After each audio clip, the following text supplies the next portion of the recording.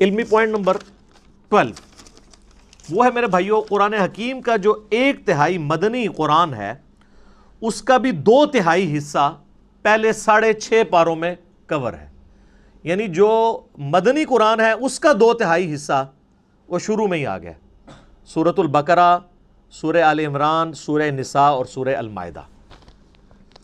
اور اس کے پیچھے حکمت یہ ہے کہ چونکہ اکثریت مسلمانوں کی، بعد میں آنے والوں کی، وہ نسلی مسلمان ہیں، اور نسلی مسلمانوں کے لیے بنیادی چیز شریعت کے احکامات ہیں. اس لیے اللہ تبارک و تعالیٰ نے جو مدنی قرآن ہے جس میں شرعی احکامات آئے ہیں ایک آئلی زندگی کے لیے، معاشرتی زندگی کے لیے، وہ قرآن حکیم میں مصحف کے اندر شروع میں وہ حصہ ڈسکس ہوا ہے. اور دوسری چیز، مسلمانوں کے سوا اگر کوئی اور امتیں ایڈریس ہو سکتی تھیں کہ جو خدا کی ماننے والی ہیں، گاڈ میں بلیو کرنے والی ہیں، وہ جیوز اور کرسچنز تھے، تو ان کو بھی اسی پورشن کے اندر ایڈریس کیا گیا. سورۃ البقرہ پوری کی پوری آلموسٹ اگر آپ دیکھیں اس کا مرکزی ٹاپک جو ہے، خصوصاً جو 5ویں رکوع سے لے کے آنورڈ، وہ بنی اسرائیل سے ریلیٹڈ ہے، جیوز سے. اور سورہ آل عمران میں آپ چلے جائیں تو ڈومیننٹ پورشن جو ہے وہ ریلیٹڈ ہے کرسچنز کے ساتھ. اور پھر سورہ نساء میں بھی، سورۃ المائدہ میں بھی، یہ ساری مدنی صورتیں ہیں. ڈومیننٹ پورشن جو ہے وہ اہل کتاب سے ریلیٹڈ ہے. ویسے تو ہم بھی اہل کتاب ہیں. سنن نسائی الکبریٰ کے اندر صحیح سند کے ساتھ حدیث موجود ہے، نبی صلی اللہ علیہ وآلہ وسلم نے امت محمدیہ صلی اللہ علیہ وآلہ وسلم کو بھی اہل القرآن کہا ہے. تو اہل القرآن ہونے کی وجہ سے ہم بھی اہل کتاب تو ہیں. ایک تو وہ پرانی کتابیں تھیں، اولڈ ٹیسٹمنٹ اور نیو ٹیسٹمنٹ، اور اب یہ ہمارا ہے فائنل ٹیسٹمنٹ، الفرقان، حق اور باطل میں تمیز کرنے والی کتاب. اس لیے آپ دیکھیں کہ سورہ آل عمران کا سٹارٹ اس سے ہوتا ہے کہ اللہ تعالیٰ نے تورات اور انجیل نازل کی تھی اس کتاب سے پہلے جو ہدایت کا سرچشمہ تھی، اور اب الفرقان نازل کیا ہے، حق اور باطل میں تمیز کرنے والی کتاب. اولڈ ٹیسٹمنٹ، نیو ٹیسٹمنٹ میں جو باتیں بھی اس فائنل ٹیسٹمنٹ سے ٹکراتی ہیں وہ ریجیکٹڈ ہیں، اور جو اس کے مطابق ہیں ان کو ہم منوان اسی طریقے سے قبول کرتے ہیں، کیونکہ وہ ٹیمپرڈ کتاب ہے.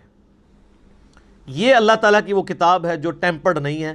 اور اس کے پیچھے حکمت یہ ہے کہ چونکہ آپ صلی اللہ علیہ وآلہ وسلم کے بعد اب کوئی پیغمبر نہیں آنا، تو اگر یہ کتاب بھی تبدیل ہو جاتی تو جب پیغمبر نے نہیں آنا تو پھر انسانیت کو ہدایت کیسے ملتی؟ اگلی کتابیں اگر ٹیمپر ہوتی تھیں تو پھر اللہ تعالیٰ نیا پیغمبر بھیجتا تھا، وہ پھر مشرکانہ جو عقائد تھے ان کی اصلاح کر دیا کرتا تھا. اب چونکہ آپ صلی اللہ علیہ وآلہ وسلم پر ختم نبوت ہو چکی ہے، اب قیامت تک کسی اور پیغمبر نے ایز اے نبی نہیں آنا، ایز اے امتی آنا ہے عیسیٰ ابن مریم نے. لیکن وہ بھی صحیح مسلم میں حدیث ہے کہ وہ تمہارے نبی صلی اللہ علیہ وآلہ وسلم پر نازل شدہ کتاب اور ان کی سنت کے مطابق فیصلہ کریں گے، وہ بھی امتی کی حیثیت سے آئیں گے. اب پیغمبر کوئی نہیں آنا، تو اگر اب بھی دین میں بگاڑ آئے، کتابیں اگر چینج ہو جائیں، اللہ کی طرف سے نازل کی ہوئی کتاب، تو پھر اصلاح کون کرے گا؟ اس لیے اللہ تعالیٰ نے اسے محفوظ کر دیا، اِنَّا نَحْنُ نَزَّلْنَا الذِّكْرَ وَإِنَّا لَهُ لَحَافِظُونَ. بے شک اس الذکر، دی ریممبرنس، بڑی یاد دلانے والی، اللہ کی یاد دلانے والی کتاب، اس کو ہم نے نازل کیا اور ہم ہی اس کی حفاظت کرنے والے ہیں. تو اس کے اندر حکمت ہے، چونکہ نبی علیہ السلام کی نبوت قیامت تک کے لیے ہے، لہٰذا آپ صلی اللہ علیہ وآلہ وسلم کی کتاب کو اللہ تعالیٰ نے قیامت تک کے لیے محفوظ کر دیا. آج اگر کسی کو ہدایت ملنی ہے تو اسی کتاب کے ذریعے ملنی ہے. یہ اللہ تعالیٰ کی طرف سے بہت بڑا انعام ہے امت محمدیہ صلی اللہ علیہ وآلہ وسلم کے لیے. تو جیوز اور کرسچنس کو ایڈریس کیا گیا اس مدنی پورشن کے اندر، مسلمانوں کو ایڈریس کیا گیا. ظاہر مسلمان بھی اہل کتاب اس اعتبار سے ہیں کہ ہم بھی اہل القرآن ہیں، قرآن بھی اللہ کی کتاب ہے.